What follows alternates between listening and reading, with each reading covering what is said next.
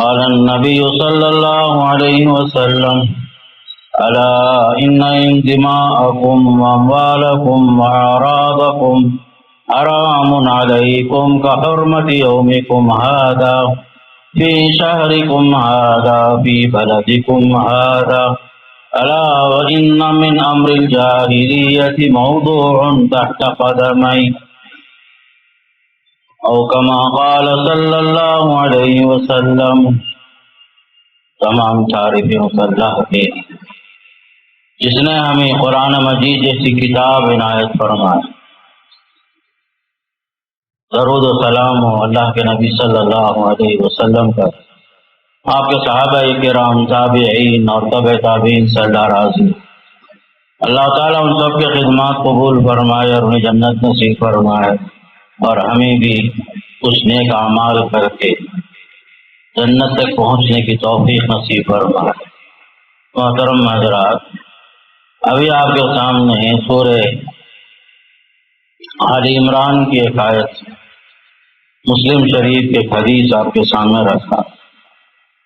سورہ آل عمران میں اللہ نے فرمایا یا ایھا الذین آمنوا، اے وہ لوگوں جو ایمان کا دعویٰ کرتے ہو، اتقوا اللہ حق تقاتہ، اللہ سے ڈرو جیسا کہ ڈرنے کا حق ہے،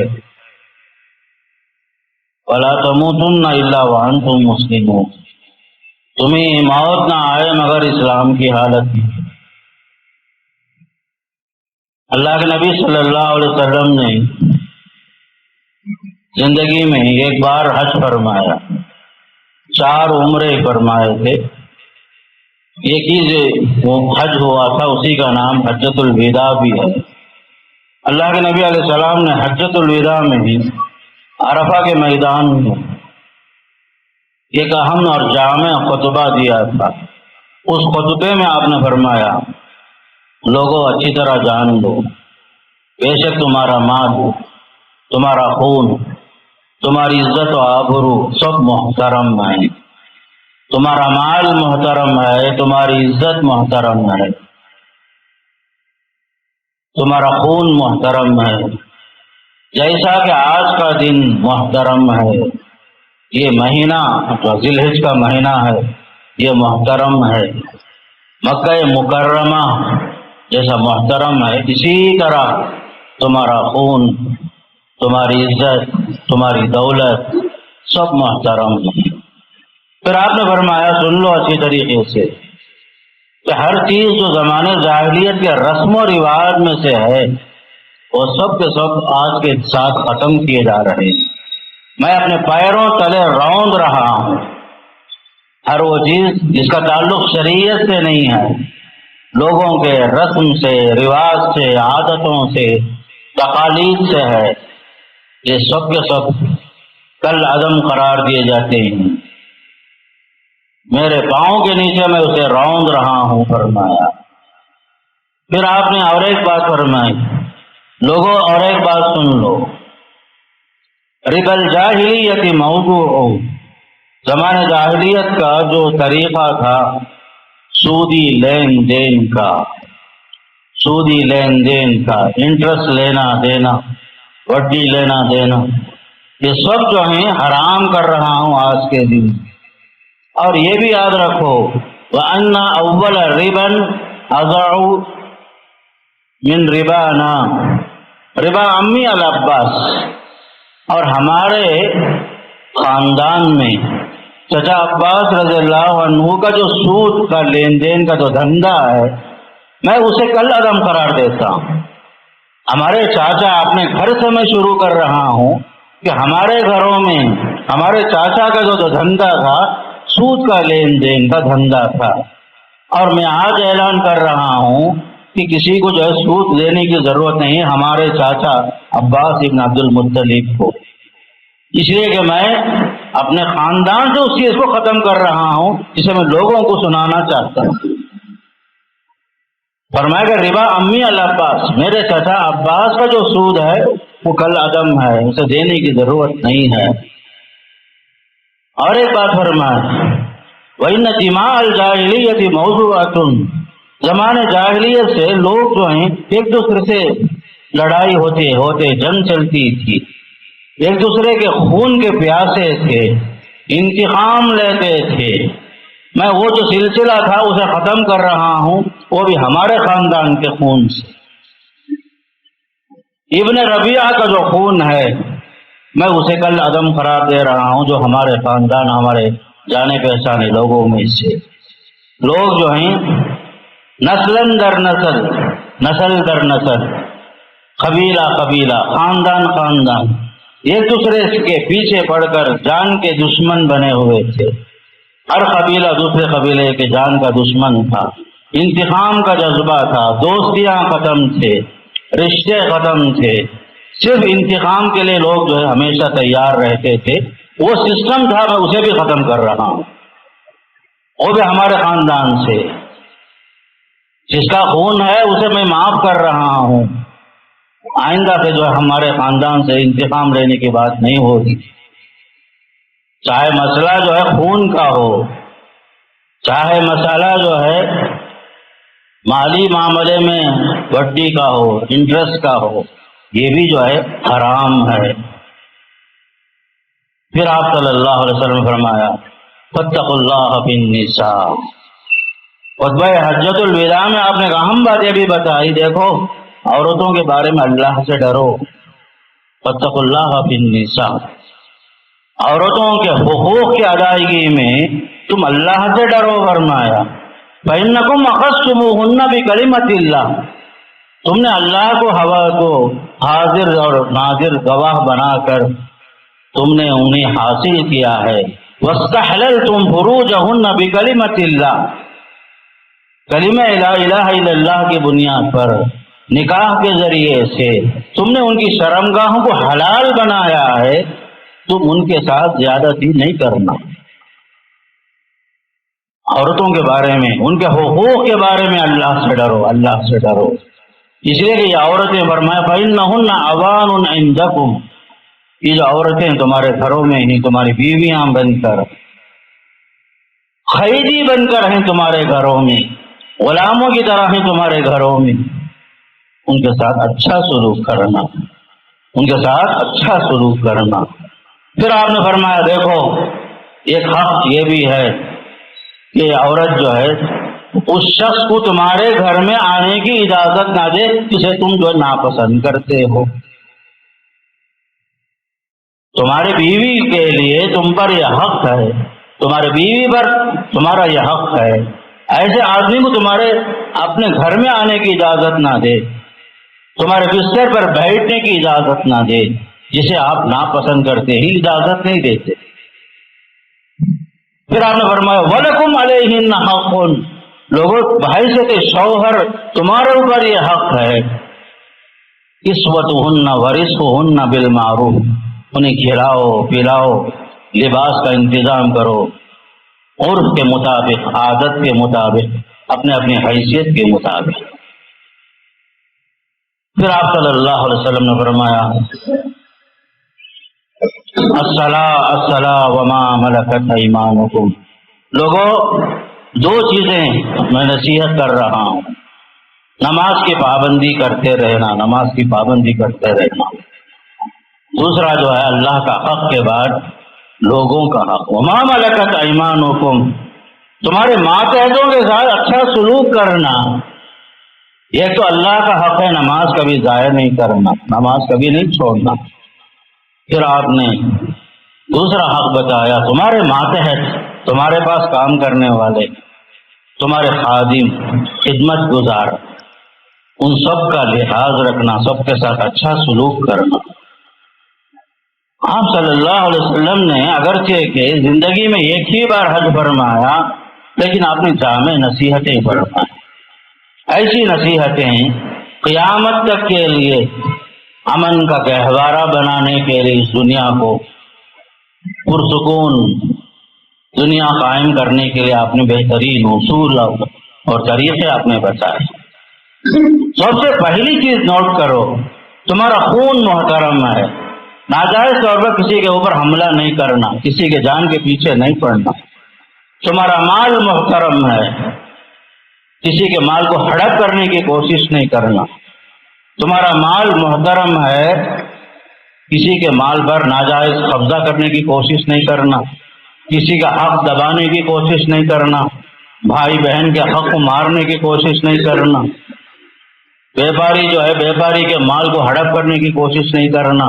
مال محترم ہے، ہر آدمی کی عزت محترم ہے، فرمایا عزت نفس، ہر آدمی محترم ہے، ہر آدمی کا مال محترم، اس کی عزت و آبرو محترم، اس کا مال محترم، اس کی چیز کو کوئی چرا نہیں سکتا، کسی کی عزت پر کوئی حملہ نہیں کر سکتا، کسی پر کوئی تہمت نہیں لگا سکتے، کسی عورت پر الزام نہیں لگا سکتے، کسی مرد پر الزام نہیں لگا سکتے، اس لیے کہ معاشرے میں جینے کے لیے یہ تینوں چیزیں اہم ہیں۔ تمہارا مال محترم، خون محترم، تمہاری عزت و آبرو محترم۔ بلکہ آپ صلی اللہ علیہ وسلم نے یہ چیزیں سمجھانے کے لیے آپ نے بتایا، دیکھو کہ کیسا محترم ہے، ذی الحجہ کا مہینہ جیسا محترم ہے، اسی طرح مکہ مکرمہ بلد امین، مکہ مکرمہ بلد امین جس کے اللہ قسم کھایا اسی طرح محترم۔ یوم عرفہ جس طرح محترم ہے، مکہ مکرمہ جس طرح محترم ہے، اسی طرح تمہارا مال، تمہاری عزت سب محترم۔ کسی کے مال کو ہڑپ کرنے کی کوشش مت کرو، کسی کی عزت پر حملہ مت کرو، کسی کے خون کے پیچھے مت پڑو، انتقام لینے سے معاف کرنا بہتر ہے، فرمایا۔ پھر آپ نے اور ایک حدیث میں بتایا، آپ صلی اللہ علیہ وسلم کعبے سے مخاطب ہیں، کعبے کو دیکھ کر بول رہے ہیں صلی اللہ علیہ وسلم، فرمایا اے کعبہ تو کیا ہی عظیم الشان ہے، اے کعبہ تو کیا ہی عظیم الشان ہے، پوری دنیا تیرے پاس آ کر تیرا آس پاس چکر لگاتی ہے، طواف کرتی ہے، سب کچھ ہے، سب کے دلوں میں تیرا احترام، تیری عزت سب کچھ ہے، ماں اعظموں کی، ماں اعظم شانوں کی، تو کیا عظیم الشان ہے، تیرا مقام اور مرتبہ کیا بلند ہے۔ پھر فرمایا ایک مسلمان کا عزت و احترام تجھ سے بڑھ کر ہے، فرمایا کعبے سے بھی بڑھ کر ہے محمد، ایک مسلمان کی عزت، مسلمان کا احترام، مسلمان کی عزت و آبرو جو ہے کعبے سے بھی محترم ہے، آپ صلی اللہ علیہ وسلم۔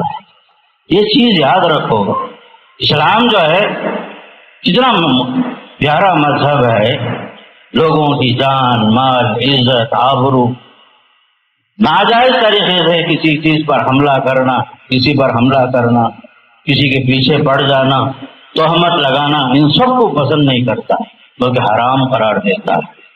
ہر شخص محترم ہے، اپنے اپنے مقام پر ہر آدمی محترم ہے، چاہے حیثیت اس کی کچھ بھی ہو، مالی حساب سے، خاندانی حساب سے، لیکن ہر مسلمان قابل احترام، کلمہ اسے جو ہے قابل احترام بناتا ہے، قابل عزت بناتا ہے، اس کی عزت و آبرو کی حفاظت ضروری قرار دیتا ہے۔ اسی لیے چوری کی سزا مقرر کی گئی، اس لیے کہ مال کا احترام ضروری ہے۔ زنا کی سزا اس لیے مقرر کی گئی کہ کوئی آدمی کسی عورت پر ناجائز نظر نہ ڈالے، زنا کی سزا اسی سے مقرر کی گئی۔ تہمت کی سزا 80 کوڑے مارو بولے، کوئی کسی پر تہمت لگاتا ہے، 4 گواہ پیش نہیں کر رہا ہے، باقاعدہ 4 گواہ ہونا، ورنہ جو ہے وہ شخص 80 کوڑے کا مستحق قرار دیا۔ تو اسلام نے، آپ صلی اللہ علیہ وسلم نے یہ ساری باتیں خطبہ حجۃ الوداع میں اور خاص کر مالی معاملات کے اندر بتایا۔ بزنس کرو، احل اللہ البیع وحرم الربا، اللہ بزنس کو حلال بنایا ہے، اس میں برکت رکھا ہے بھائی، اور سودی لین دین حرام قرار دیا ہے، جبکہ یہودی سمجھ رہے تھے کہ جس طرح بزنس ہے اسی طرح سود بھی ایک بزنس ہے، سمجھ رہے تھے، تاکہ نہیں، انما البیع مثل الربا کہہ رہے تھے یہودی، اس لیے کہ یہودیوں کا عام دھندا وہ زمانے میں جو ہے سودی لین دین ہی تھا، اسی سے متاثر بہت سارے لوگ تھے، یہاں تک جسے بتایا میں چچا عباس رضی اللہ عنہ کا دھندا بھی سودی لین دین کا تھا۔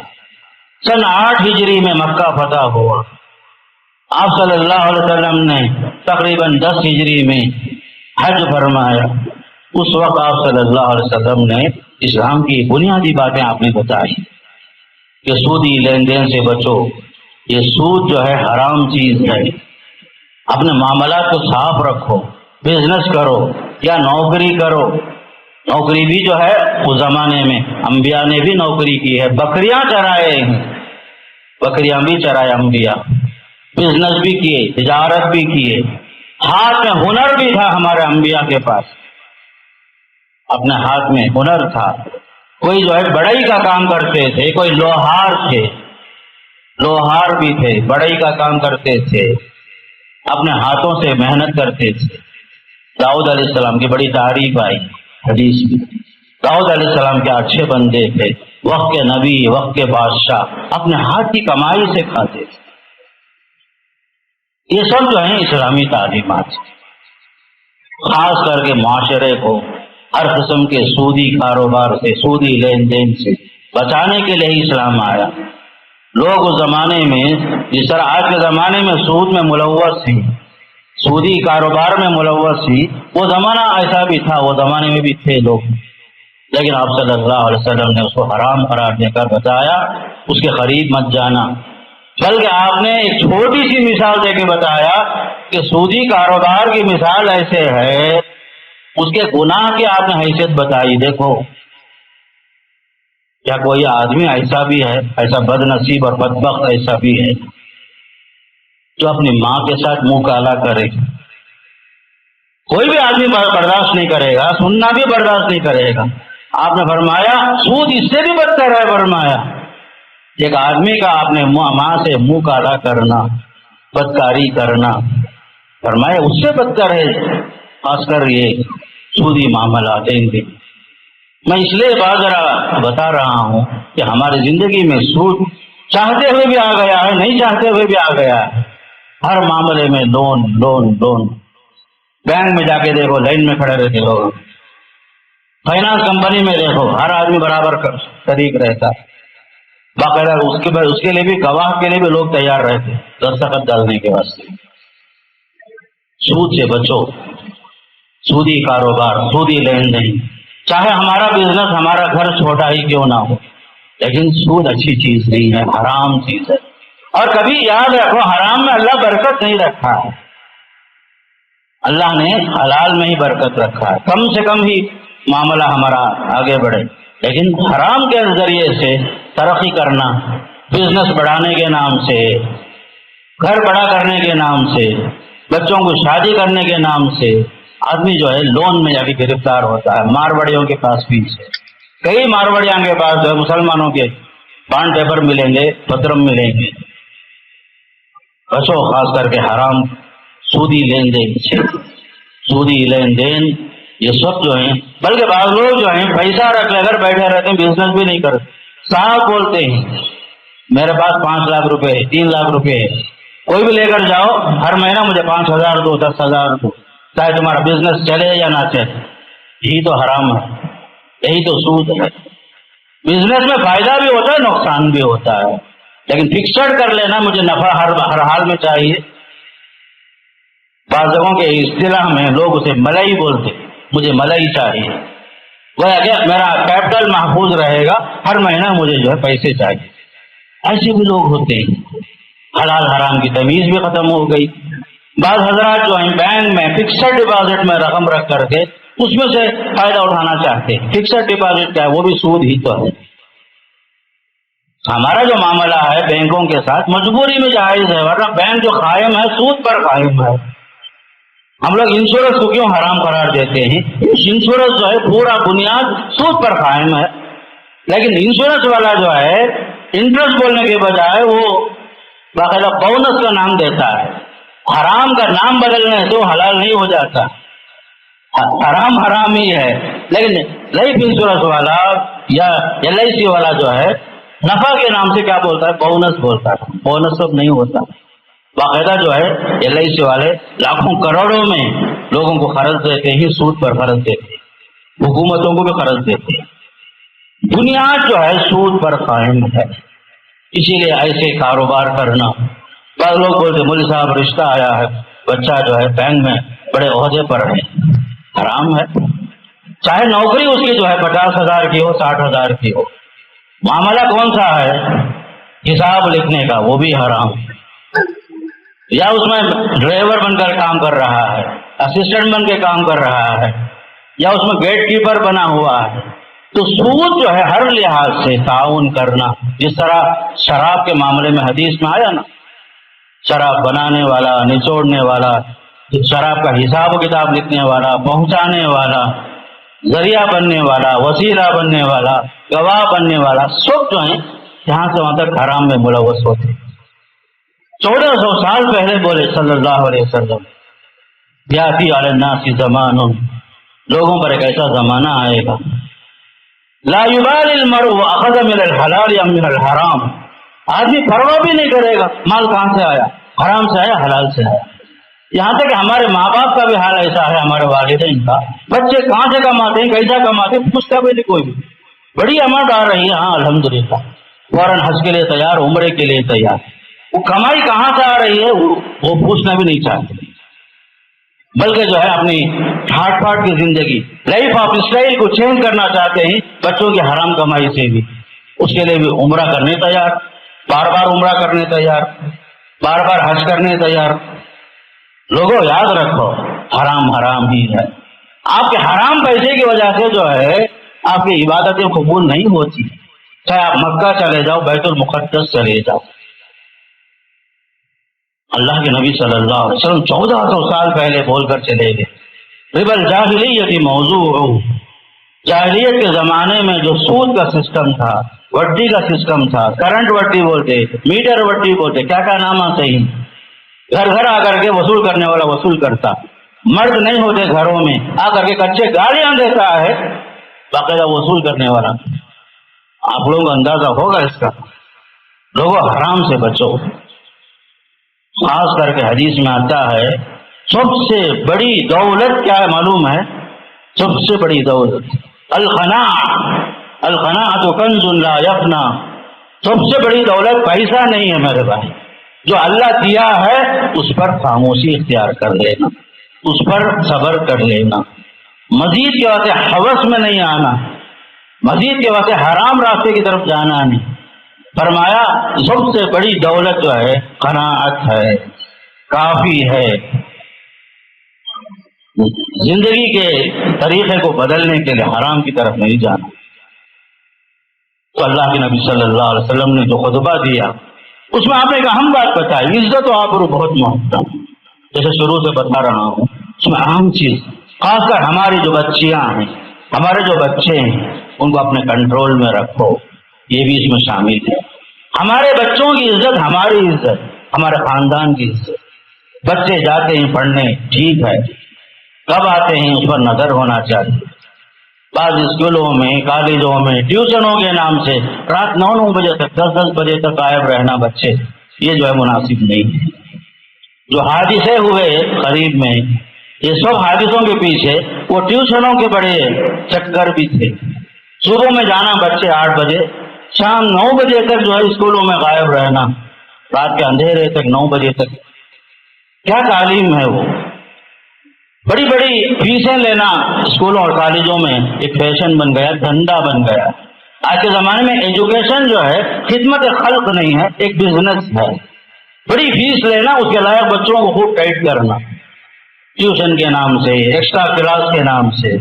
یاد رکھو اللہ تعالیٰ جو ہے سارے بچوں کو دین ذہن کے ساتھ بنایا ہے۔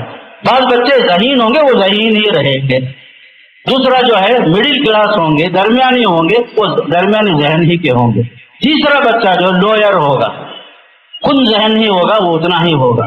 تم اسے 1000 بار پڑھاؤ، صبح سے لے کر کے 4 بجے تک پڑھاؤ، پھر اسپیشل کلاس 4:30 کے بعد، مغرب کے بعد 9 بجے تک، اس کا دماغ کہاں سے قبول کرے گا؟ ایک انجن کو بھی دیکھ لو، ایک مشین کو بھی دیکھ لو، مسلسل چلائے گا تو کیا ہوگا؟ انسان کا دماغ وہ بھی تو تھک جاتا ہے۔ بچوں کو کھیلنے کا ٹائم نہیں، ٹیوشن کے نام سے صبح و شام ٹیوشن، بچوں کی زندگیاں برباد۔ یہاں تک کہ لڑکیاں مردوں کے پاس جا کر پڑھنا، اس کے پیچھے جو مفاسد ہیں وہ آپ کو معلوم ہی ہے۔ کتنے واقعات ہم سنتے ہیں، کتنے واقعات بچیوں کے بھاگ جانے کے، خودکشی کرنے کے۔ کل پرسوں بھی جو ہے کالج کی 3rd ایئر کی ایک لڑکی جو ہے خودکشی کر لیتی ہے ٹرین کے سامنے، کل رات کا قصہ بھی۔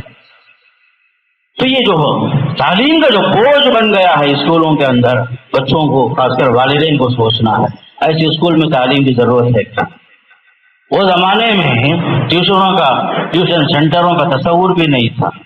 ابھی جو سب گندا ہو گیا یہاں سے وہاں تک، بچوں کے اوپر بوجھ، یہاں تک کہ مسائل، اختلاط مرد و زن کا بڑا مسئلہ، کتنے مسائل پیدا ہوتے ہیں.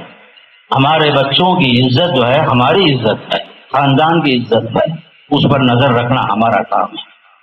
میں یہاں تک کہ ایک شہر گیا تھا، قرآن پڑھانے والے، ٹیوشن پڑھانے والے حضرات کے بارے میں بھی سنا، لیکن اس ممبر پر نہیں بولتا، ہمیں شرم کی باتیں آتی ہیں. اس لیے یاد رکھو، قرآن پڑھانے والا بھی تمہارے گھر میں آئے، تمہاری موجودگی میں آئے.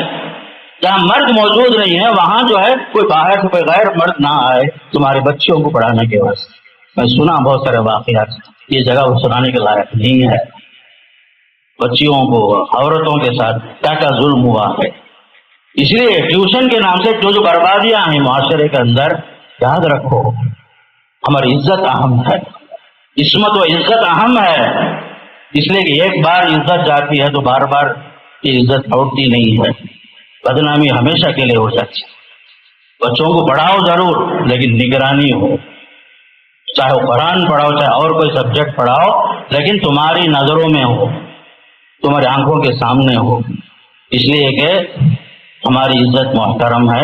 اس لیے کہ اللہ کے نبی نے فرمایا مسلمان کی عزت، آبرو، دولت سب محترم ہے، کعبے سے بڑھ کر ہے جو فرمایا. اس لیے میں اس پر زور دے رہا ہوں.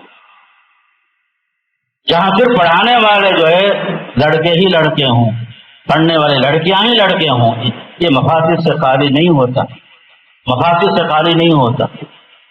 لڑکیوں کو لڑکیاں پڑھائیں، مردوں کو مرد پڑھائیں، اسی میں عافیت ہے. اس لیے کہ ہماری عزت و آبرو محترم ہے. ہمارے بچے ہمارے لیے جگر کے ٹکڑے ہیں. اس لیے خاص کر چاہے وہ مدارس ہوں، مکاتب ہوں، چاہے وہ مساجد ہوں، ہر جگہ میں بچوں پر نظر رکھنا، ہر جگہ CCTV کیمرہ بھی سامنے ہو، یہ آج کے زمانے میں بہت ضروری ہے. اس لیے کہ کیسے کیسے حادثات، کیسے کیسے واقعات آتے ہیں، بعد میں انسان کا سر جھک جاتا ہے. شرم سے آدمی جو ہے خودکشی کرنا چاہتا ہے، خاص کر غیر مسلم اتنے لوگ خودکشی کر لیتے ہیں محض عزت جانے کی وجہ سے. دوستو اہم چیز یہی ہے، پیارے نبی صلی اللہ علیہ وسلم 1400 سال پہلے ہمارے لیے کچھ گائیڈ لائن دے دیے ہیں. تمہارا مال محترم، تمہاری عزت محترم، تمہارے بچے محترم، تمہاری عزت و آبرو محترم، عورتوں کے ساتھ اچھا سلوک کرنا، ان کا حق ادا کرنا، ان کے اوپر زیادتی نہیں کرنا. جب آپ نے یہ سب باتیں بتائی، بتانے کے بعد صحابہ سے آپ نے اقرار لیا. صحابہ سے پوچھے هل بلغت، کیا میں نے جو ہے اللہ کا پیغام آپ لوگوں تک پہنچا دیا کہ نہیں پہنچایا؟ صحابہ نے کہا بلغتا، اے اللہ کے نبی آپ نے پہنچا دیا. ادیت الامانہ، امانت کو آپ نے ادا کر دیا. ونصحت الامہ، امت کو آپ نے خیر خواہی فرمائی. 3 باتیں صحابہ نے گواہی دی. اے پیارے نبی صلی اللہ علیہ وسلم، آپ نے اپنا ذمہ پورا کر دیا، اللہ کا پیغام پہنچا دیا، امت کی خیر خواہی کر دی.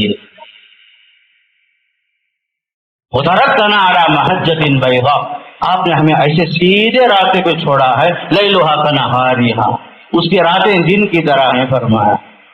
یہ ہیں صحابہ کرام جنہوں نے گواہی دی پیارے نبی صلی اللہ علیہ وسلم کی اس نصیحت کے بعد. یہی چیز میں آپ کے سامنے رکھتا ہوں، یہی چیز اہم ہے. خاص کر آخری جو وصیت ہے الصلاۃ وما ملکت ایمانکم، نماز نماز نماز. کہیں بھی رہو، سفر میں بھی رہو، نماز. بیمار بھی ہیں تب بھی نماز پڑھنے کی کوشش کرو، یہاں تک کہ آپ کا ہوش اڑ جائے، ہوش ختم ہو جائے، بے ہوش ہو جائے آدمی، تب تک نماز نماز نماز. سفر میں، حضر میں، تجارت میں، نوکریوں میں. ایسی نوکری کی ضرورت نہیں ہے جہاں نماز پڑھنے کی اجازت نہ ہو. ایسی تعلیم کی ضرورت نہیں ہے جہاں تعلیم میں، خاص کر بعض کالجوں میں جمعہ پڑھنے کی بھی اجازت نہیں ہمارے بچوں کو. ایسی تعلیم کی ضرورت نہیں ہے. ایسے ادارے تلاش کرو جہاں ہمارے لیے اپنے مذہب پر آزادی ہو، جمعہ پڑھ سکے ہمارے بچے. آپ کی نوکری میں باقاعدہ نماز کا انتظام ہے الحمدللہ. اگر نوکری کے ساتھ نماز میں اگر رکاوٹ ہے تو آپ اس چھوڑ دیجئے، اللہ کا وعدہ ہے وَمَن يَتَّقِ اللَّهَ يَجْعَل لَّهُ مَخْرَجًا، اگر آپ اللہ کی خاطر ایک حرام کام کو چھوڑ دیں گے، ایسے کام کو، اللہ راستے کھولے گا، وَيَرْزُقْهُ مِنْ حَيْثُ لَا يَحْتَسِبُ، اللہ روزی ایسے راستے سے دے گا آپ سوچ بھی نہیں سکتے، خود اللہ کا وعدہ ہے۔ اس لیے نماز میں کوئی چیز رکاوٹ نہ بنی، نہ نوکری، نہ تعلیم، نہ سفر، نہ آپ کی مشغولیت، نہ آپ کے گھر کی خوشیاں، نہ آپ کے گھر کا غم، کوئی بھی چیز رکاوٹ نہ بنے۔ الصلاۃ الصلاۃ۔ دوسری بات وما ملکت ایمانکم، اپنے سے جو نیچے جو ماتحت ہیں ان کے ساتھ اچھا سلوک کرو، اچھا سلوک کرو، آمرانہ انداز نہ ہو، اخلاق فاضلہ ہو، حسن سلوک ہو، لوگوں کے ساتھ اچھا برتاؤ ہو۔ اسلام یہی چاہتا ہے، آپ صلی اللہ علیہ وسلم نے یہی نصیحت فرمائی۔ انہی باتوں کے ساتھ میں اللہ سے دعا کرتا ہوں، اللہ مجھے بھی آپ سب کو بھی ان سنی ہوئی باتوں پر عمل کرنے کے اللہ توفیق نصیب فرمائے۔ اللہ جب تک رکھے عزت و آبرو کی حفاظت کرنے کی توفیق نصیب فرمائے، ایمان کی حفاظت کرنے کی توفیق نصیب فرمائے، ایمان کے ساتھ عمل صالح کی توفیق نصیب ہو، اللہ سب کو خاتمہ بالخیر نصیب فرمائے۔ اقول قولی هذا استغفر الله لي ولكم ولسائر المسلمين من كل ذنب فاستغفروه انه هو الغفور الرحيم۔